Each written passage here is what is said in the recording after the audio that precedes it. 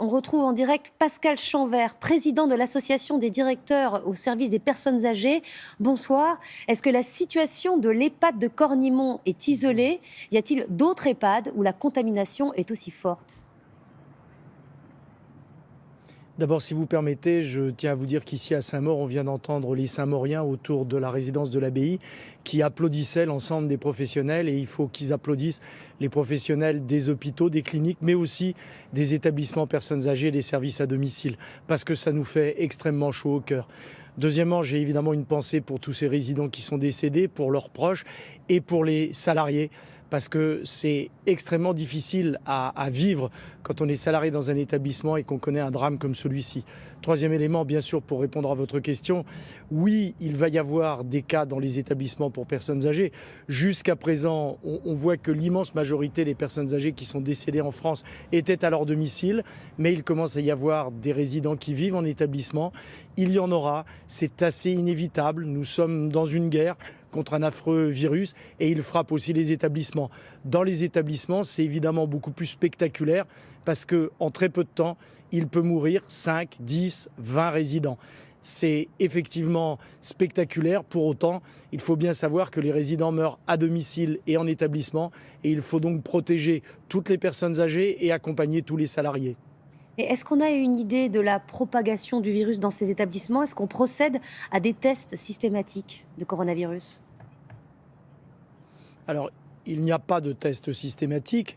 Comme cela a été dit dans votre sujet, il y a des mesures extrêmement concrètes et pratiques à mettre en œuvre quand le coronavirus commence à être présent dans un établissement. Désormais, c'est le masque pour tout le monde. Ça n'était pas encore possible il y a peu de temps. Le ministre de la Santé a fait en sorte que les masques suffisants soient débloqués.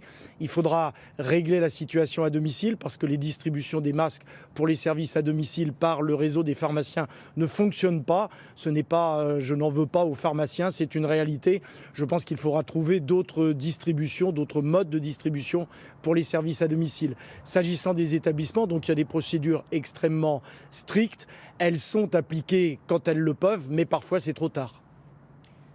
L'urgentiste Patrick Pelloux a dit dans l'édition du 19-20 qu'à Paris aussi, il y avait des cas de contamination et que ce serait un véritable carnage dans les EHPAD parisiens. Est-ce que vous avez des informations? Ben oui, il y a en Île-de-France des personnes âgées qui ont le coronavirus. Il faut tout faire pour qu'on n'arrive pas à une situation extrême. Je pense quand même que le cas de l'établissement des Vosges restera un cas minoritaire, mais malheureusement, il y aura d'autres cas de ce type.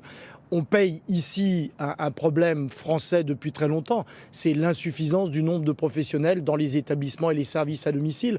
Le président de la République a dit qu'après la crise, nous reparlerons de tous ces sujets et qu'il faudra avoir une vision nouvelle de l'organisation de notre pays. Bien entendu, nous serons à ses côtés pour faire en sorte qu'il aille jusqu'au bout des engagements qu'il a pris. Et il faudra bien sûr dans l'avenir, au quotidien, pas uniquement en période de crise, beaucoup plus de professionnels à domicile et en établissement auprès des personnes âgées. Merci beaucoup Pascal Chanvert d'avoir répondu à nos questions.